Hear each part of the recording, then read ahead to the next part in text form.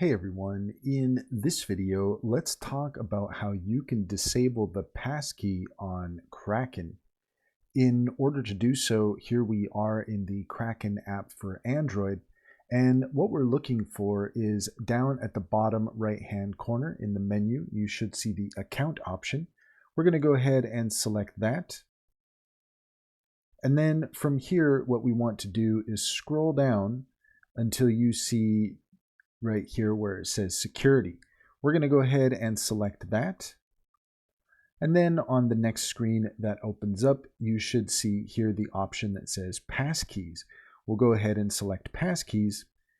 And then from here, if you have a passkey added, then you should see the option to be able to remove it. Most likely, you're going to find three dots that are an indication of the submenu. So you want to click those three dots, and then from there, you should be able to remove the passkey.